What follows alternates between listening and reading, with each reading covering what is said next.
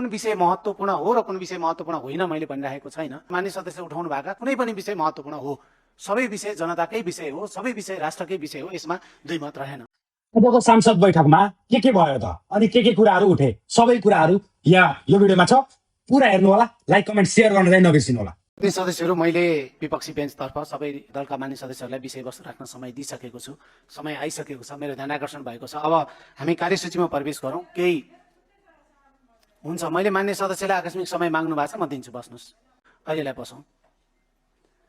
मान्य सदस्यहरू, मैले विपक्षी बेन्चतर्फको मान्य सदस्यले राख्नु भएको विषय मेरो ध्यान आकर्षण भएको छ।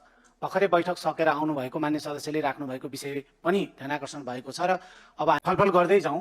विषयवस्तु उठेका विषयवस्तुहरूमा सरकारको तर्फबाट, सत्तापक्षको तर्फबाट त्यो संवादहरू चलाउँदै जाउँ र सदन पनि हामी सुचारू गर्दैछौँ। त्यसो गर्दा त्यस कारणले हामीले एउटा विषयलाई टेकेर अरू सबै विषयलाई छोड्दै गयौँ भने समयले हामीलाई पर्खँदैन। त्यस कारणले म मान्य सदस्यहरूलाई संवाद चल्दै गइरहेको छ, चलाउँदै जाउँ।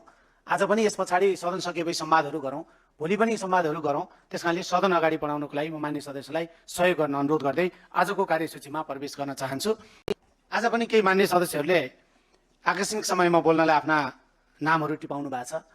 आकस्मिक समयमा बोल्न दिउँ, त्यसपछि आज शून्य समय प्रवेश गरौँ, अरू कार्यसूचीमा प्रवेश गरौँ। त्यसले गर्दाखेरि हामीले यहाँ उठेको विषय पनि सरकारसँग, सत्तापक्षसँग संवाद हुँदै गर्छ र जनताको मुद्दामा पनि हामी बहस कन्टिन्यू चल्छ।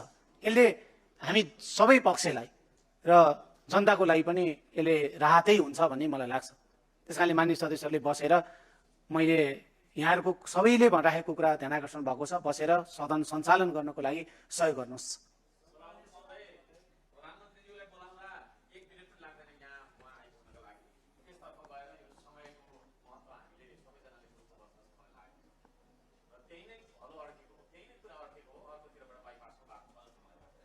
मान्य सदस्यहरू, मैले मान्य सदस्यलाई समय दिएर सबैको कुरा गम्भीर रूपमा सुनेको छु र विषय गम्भीर छ, मैले त्यसलाई स्वीकारेको छु, सरकारले बुझेको छ, सरकारको प्रतिनिधि मन्त्रीज्यूहरू हुनुहुन्छ। त्यस कारणले हामी सदन सुचारू नगर्दाखेरिको असर अब यो मैले मान्य सदस्यहरूलाई भनिरहनु पर्दैन।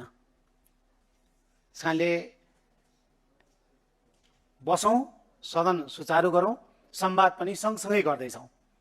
त्यस कारणले संवादले पनि एउटा निर्णायक मोड लिँदै गर्छ र यता हामी कार्यसूचीमा राखिएका हाम्रा विषयवस्तुमा नै हामी अगाडि बढ्छौँ। त्यसैले मान्य सदस्यहरूलाई बसेर सदन सुचारू गर्नलाई सहयोग गर्न म अनुरोध गर्छु।